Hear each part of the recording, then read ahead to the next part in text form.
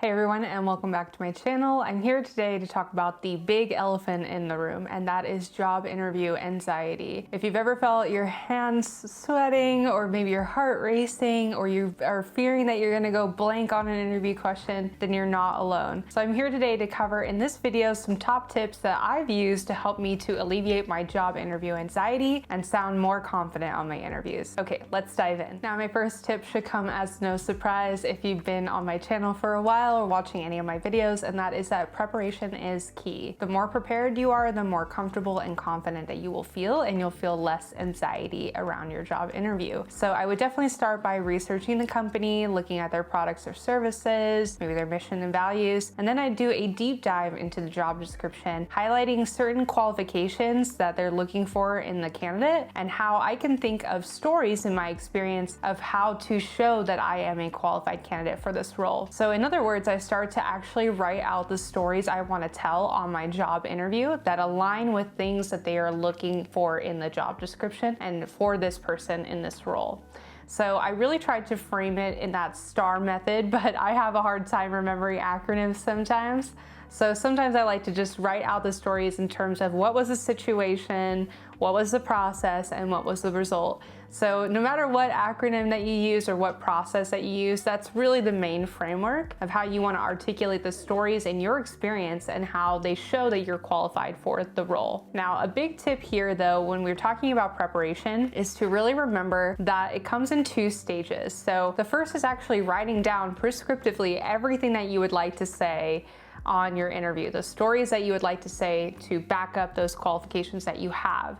But then I really encourage you to not only just write it down, but actually practice it out loud. Even better if you can practice it with a friend or a partner. And the reason why I do it in two phases, so you start with just scripting everything that you want to say, then you practice it with your partner or your friend or whoever it is that wants to support you on your journey. And then I want you to move away from your script once you're working with your friend or your partner or whoever's helping you. And the reason why is because it's actually in our psychology that we trick ourselves into having a false sense of security and control when we use notes as a crutch. So you'll often feel this when you're in your live interview, especially on an in-person interview. They ask you a question, and even if you're really prepared and you know that you've gone over it, you just have this blank look on your face, you just go blank. And the reason why that can happen is because you practice so much on this very prescriptive, very perfect way of defining your story and sharing your story. And then when you're in the moment, you can't think on your feet because you really didn't memorize it. Now the brain thinks you did, and it makes you feel like you did, but it's actually better to move away from your notes and to practice live without your notes. Because once you know your story and you can recite it without your notes, you're golden. That's going to really help to alleviate your anxiety on your job interview because you have the knowledge, you have the stories, and when you hear that question come up, you're going to be able to think on your feet in the moment versus really wishing that you had your very detailed notes that you wrote out. So it's just gonna help you in the long run. Just force yourself. I know it's not fun. It's literally in our psychology that it's not fun. It makes us feel like less prepared, but actually it will do you a service to practice with someone in your family or your partner or your friend, whoever it is, and then really practice reciting your stories without notes. And you'll go so far in your interview and you'll feel a lot more confident. My second tip is that communication isn't all about what you say. It's a lot about how you say it. So don't neglect your body language. Really great body language can go far in interviews, even virtually. So before your interview, sit up straight, roll your shoulders back, speak confidently, speak at a good tone, make eye contact, and smile. I know it sounds really cliche, and I admit it, sometimes it feels really unnatural to smile during an answer on an interview question, but it's so important to make that connection through a smile in your body language. It's gonna make you come off as so self-assured and really confident. So don't neglect really good body language, even if you're on a virtual interview. My next tip is to leverage your breath as your advantage at really helping you to alleviate your anxiety and come off more confidently. When we're really anxious, our breath can get really shallow and speed up, and we often feel like because our brain is literally telling us something's wrong, that our heart starts to race, and I think you already know where this is going, right? So I really want you to be conscious of your breath. Take some breaths before your interview. It's gonna really lower your heart rate, get you into that nice, content feeling, that really stable feeling before your interview. And you can even use a tried and true practice in meditation. You can do the, inhale for 4 counts, hold for 4 counts, exhale for 6, something along those lines. It's gonna help you to really come together, really alleviate a lot of that stress. And I want you to know that oftentimes when we're anxious and we have this kind of quick reaction, we want to fill that space, right? On an interview, we need to answer the question really quickly, and that's going to show our confidence.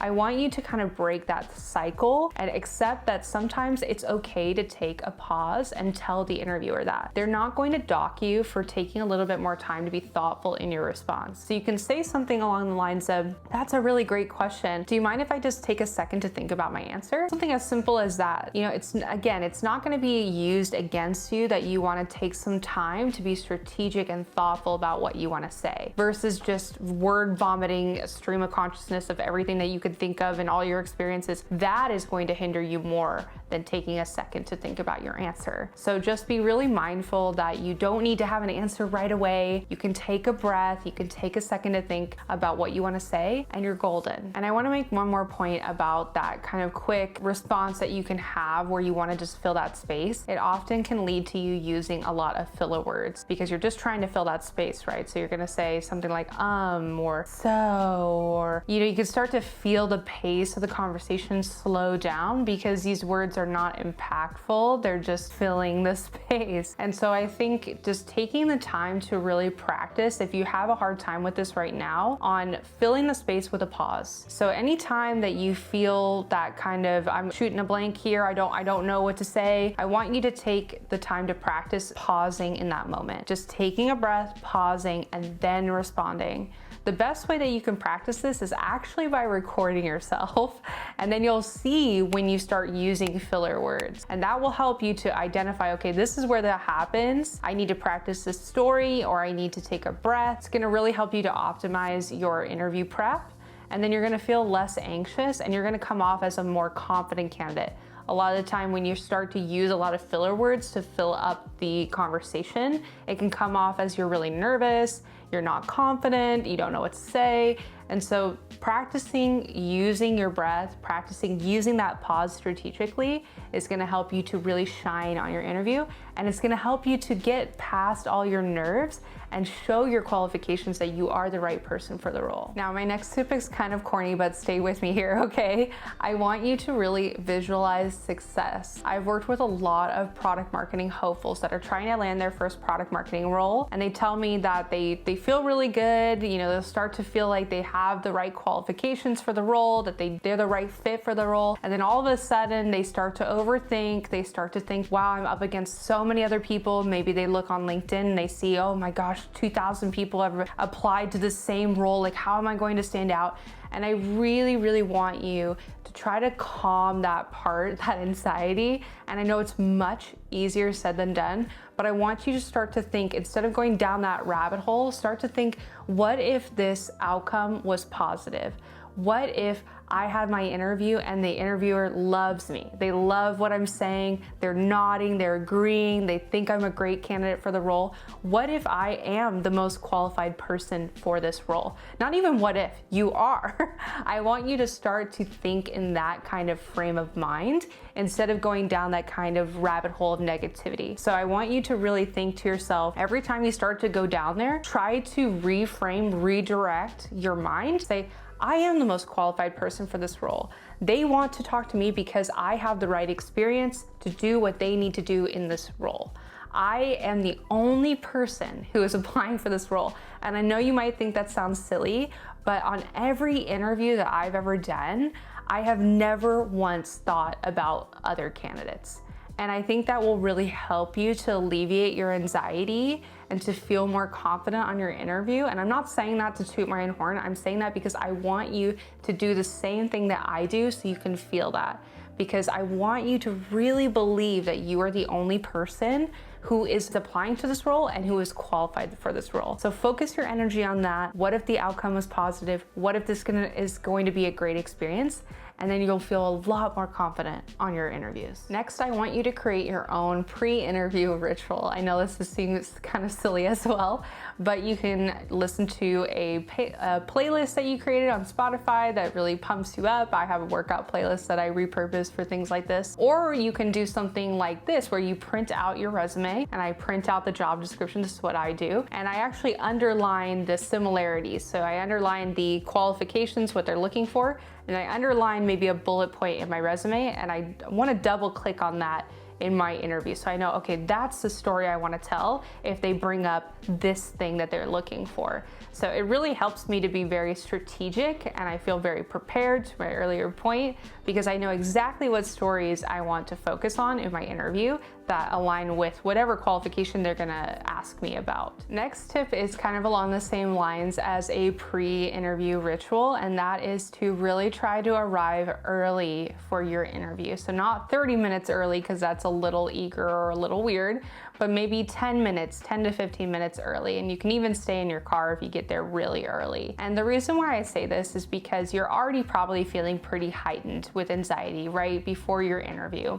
And you don't want to have external factors like traffic or potentially getting lost, finding the office building where the interview is, etc. You don't want anything to come and add more anxiety to your experience. So I recommend that you try to arrive 10 to 15 minutes early so you can get settled in. Again, you can maybe review that printed out resume that you have, the stories that you want to tell. You can kind of get into the right mindset and you feel more stable, more content, because you don't have to worry about the travel or whatever it is. You're there, you're ready to go. And I say this from experience. I have been late for interviews and it's awful, and it's very, very hard to come back from being as a first impression a lot of the time with the hiring manager. So don't add that extra stress. Just try to arrive a little bit earlier so you can get settled and you can prepare. Next is, especially for the folks out there that don't have any experience in product marketing and they're trying to land their first role, especially an entry-level role, you do not need to know everything. If someone is hiring for an entry-level role, like a product marketing specialist role, for example, they know that you're not always going to have all the experience in the world, all the projects and stories to back up every qualification.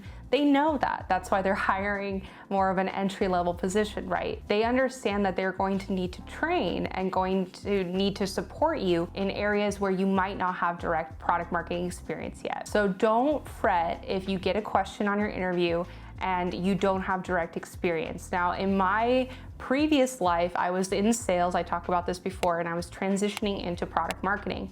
And this would happen on my interviews where they would ask me like, do you have experience in XYZ product marketing project or whatever it may be? And when I didn't, I simply said, although I don't have direct experience in that, I have worked on this type of project. I am aware that it takes a lot of cross collaboration with different people and different cross-functional groups.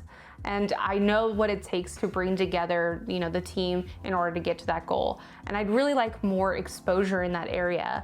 And I saw in the job description that this is something that's really important in the candidate that you're looking for. Can you tell me a little bit more about your plans to really develop the person in this role, to learn more about that, whatever it is? So you can see how I'm being honest. And I think that's one of the biggest things, is I'm being honest that I don't have direct experience, but I'm aware of what that is. I've done a similar project or whatever it may be. I understand the core aspects of that. And I'm also a learner. I want to learn. I want you to tell me how to do that. How would you train someone or support someone that's new in that area? So I'm also getting insight into how the hiring manager kind of is envisioning training that person, getting them more exposure to that area. Next is, again, I've had a lot of really corny tips in this video, but it's kind of corny, but it's to reframe anxiety as excitement. So it's kind of funny that anxiety and excitement are so different in their connotations, but they exhibit a lot of the same kind of manifestation in our body. And so you can feel that kind of tenseness, the heart racing, and you can think, oh my gosh, I'm so anxious, I'm so anxious, I'm so anxious. But you can see how that's such a negative thing to have in your mind, and it'll make you more and more anxious, right? So I think reframing it to say, hey, you know, I'm really excited about this role. I'm feeling this way because I'm really excited, will help you to kind of train your mind to alleviate some of that nervousness, that anxiety. You're really excited about the role because you really want the opportunity, because you really like the role, because you really love the company, whatever it may be. So try to reframe that. Again, very small thing in the mind. The mind is a powerful thing, but it can help you to start to think more positively and start to alleviate some of that nervousness. So I hope that my pro tips to help you reduce your anxiety and nervousness in your next job interview go far. And if you are feeling really stuck in your product marketing candidacy and your job search, you feeling like you're not getting interviews or you're not moving forward, I am accepting one-on-one clients in my program. It's called the PMM Accelerator. And I focus in my program on one-on-one mock interview coaching. I also work with you to optimize your LinkedIn and your resume. You'll also have access to my self-paced course, which has detailed guides and step-by-steps on how I led product launches. And this can really help you to not only break into product marketing, but once you get the role, really feel like you have the tools to be successful. So if this sounds like something that you'd be interested in and you need help right now, check out the description in this video to learn more about the program. Alrighty, again, thanks so much for watching, and I hope you found this video helpful, and I'll see you in the next video. Take care. Bye.